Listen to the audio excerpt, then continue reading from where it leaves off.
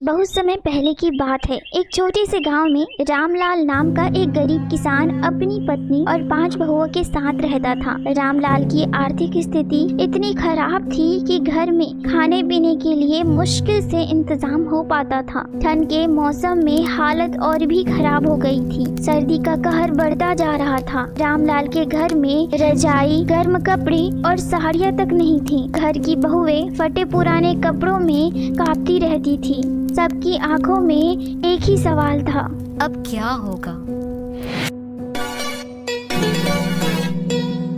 सुबह का समय था। ठंडी हवा पूरे घर में चल रही थी। रामलाल की बहुएं रसोई में लकड़ी जलाकर हाथ सेकने की कोशिश कर रही थी। उनकी सास भी उनके पास बैठी ठंड से कांप रही थी।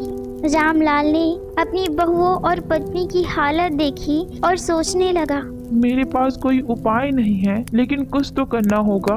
रामलाल ने घर में एक पुरानी मोटी बोरी देखी। उसके मन में एक विचार आया। वह बोरी को ध्यान से देखने लगा और सोचने लगा, अगर इसे ठीक से काट कर सिला जाए तो इसे रजाई की तरह इस्तेमाल किया जा सकता है। रामलाल ने अपनी पत्नी से कहा, हमारे पास पैसे नहीं हैं, लेकिन यह बोरी ठंड से बचाने में मदद कर सकती है। रामलाल ने एक कैंची निकाली और बोरी को 5 बराबर हिस्सों में काट दिया। फिर उसने हर हिस्से में पुराने कपड़े जोड़कर उसे गर्म बनाने की कोशिश की। रामलाल और उसकी पत्नी ने मिलकर हर बहू के लिए एक साधारण रजाई बनाई।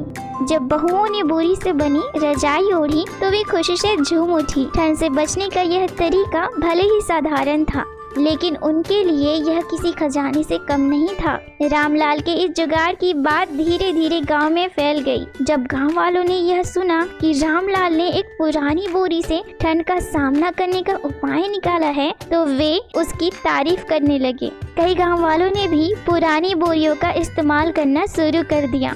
अब रामलाल के घर में खुशहाली थी। बहुओं की हंसी खुशी वापस आ गई थी। रामलाल ने सिखाया कि संसाधनों की कमी कभी जीवन में रुकावट नहीं बननी चाहिए।